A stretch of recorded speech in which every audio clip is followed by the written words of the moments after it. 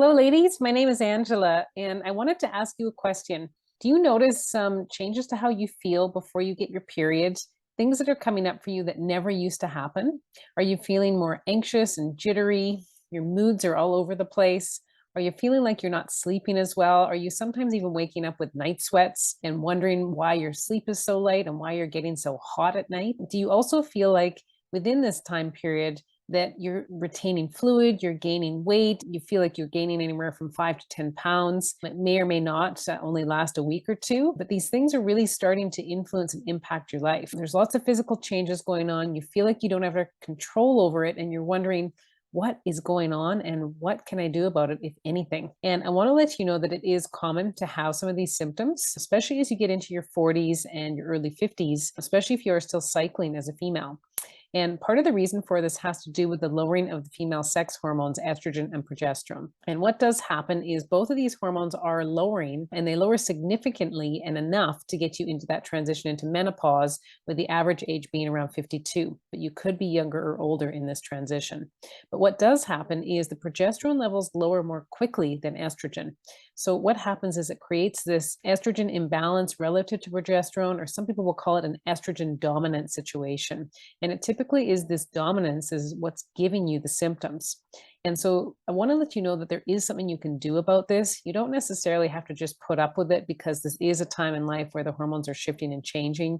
You don't have to feel like every month that your cycle comes around that you know the symptoms that are coming and you have to just deal with it and put up with it. And the reason for that too is I'm sure that it's not just influencing you and how you feel, but it's probably influencing others around you. If the mood swings are really severe, if you're having changes that are affecting your physical health, it's probably affecting your mental well-being as well. So there's no doubt it's influencing others around you, probably not in a positive way. So I'm sure there's something that you want to do about it. I want to let you know that there is something you can do about it. The most common reason for having these significant shifts, again, keeping in mind that this is normal for estrogen and progesterone to be lowering on your way to menopause, progesterone be lowering more quickly than estrogen. But for some women, they find that these changes are more extreme and their symptoms are more extreme. And this can happen when the progesterone levels are lowering more quickly than they should be relative to estrogen. So it creates a bigger hormone imbalance that would already naturally be there just with this natural transition. So I want to let you know why that could be happening, because there is a solution to it. And the most common reason this is happening is because your stress levels are too high. What will happen is, as we have that perception of stress, our body sends a signal to our brain and we produce cortisol, and it helps us to regulate our stress. But what does happen is, if we are under significant stress most of the day, all of the time, until our head hits the pillow, you might not even be sleeping well because you're under stress. So you're even under stress at night. Over time, we start to get an imbalance in the production of our cortisol. And really what happens is our body and our brain can't actually keep up to the production levels that we're asking for if we're always busy or we're always under chronic stress. So the body is quite clever, and it says, I've got to do something to make sure that I can maintain what I need to do. I need to make sure that I can fend off this stress. So I need to produce more cortisol. So I'm going to utilize some of my female sex hormones to actually steal and make cortisol. So the brain, again, is quite clever this way, and it can use other things to make cortisol if it needs to. The problem is if this happens for long enough, the progesterone levels lower too much relative to estrogen, more so than they already are. And this is where the symptoms really start to come around. So if you are a female that's noticing these symptoms being quite severe, especially as you get into that 1 to 2 week period leading up to your cycle, to when you get your period, stress is probably one of the driving factors. And so the solution, although it may sound simple, it really is to understand what's happening with your stress, understand where it's coming from, maybe even just acknowledging that it could be a factor for you and how high it is, and then looking for strategies to help you both lower your stress, but also develop more resilience around your stress. We do live in a stressful world. It's hard for us to completely eliminate stress, no matter how hard you try. So we need resilience techniques as well. So the first solution I usually tell them is to, take a pen and paper and really start to write down the things that are causing you stress on a daily basis. How busy are you? How many things are you doing? Number one, how much emotional stress do you have with relationships? It might be at work, might be at home, might be with outside family members, might be a combination of all of these things. And is there something that you can take off your plate? That's the first step. And then the second step is to think of, okay, well, the things that I can't take off my plate, what can I do to gain some resilience this way so that I can buffer and manage this stress and not have it influence and impact the systems of my body so much? So a great technique for this, the research is, just overwhelmingly positive, is to meditate every day.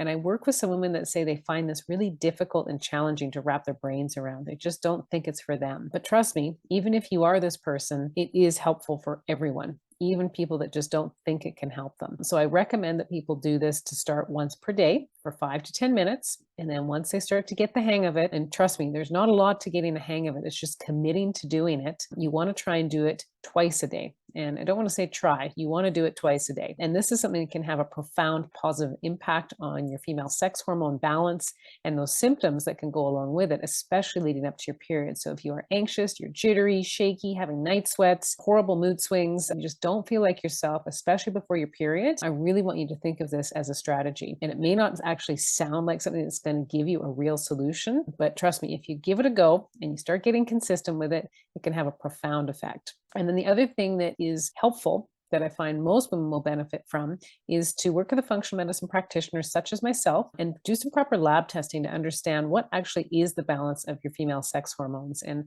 what is your body doing with these hormones once they are actually produced. Is your body processing these hormones properly? Are they being shuttled to where they need to be shuttled to? It can be a little bit more complex than just looking at just your levels of estrogen or progesterone. So there is lab testing that helps us to understand this. And then it helps you understand the root cause of the problem, number one. And then number two, what you can do from a natural lifestyle perspective to start getting the balance back in your body. So I would be happy to help you with this. I'd be happy to chat with you about it. And if you want to learn more about it, feel free to connect with me. So you can go to my website at www.angelasimpsonfunctionalmedicine.ca, and that's where you can book a free complimentary consult where we'll talk about your health, we'll talk about your symptoms, and we'll talk about if it might be a good fit for us to work together to help you understand the root cause of these symptoms and learn how to develop a natural solution with natural lifestyle strategies to get your body and your brain feeling like your best self again. So thanks again for watching. Thanks for being here. I look forward to bringing you more and more videos in the future about how you can start to get your hormones back into balance and start to feel like your best version of yourself again, even as your female sex hormones are lowering and changing as you get into your 40s, 50s, and beyond. Thanks again, and we'll chat soon.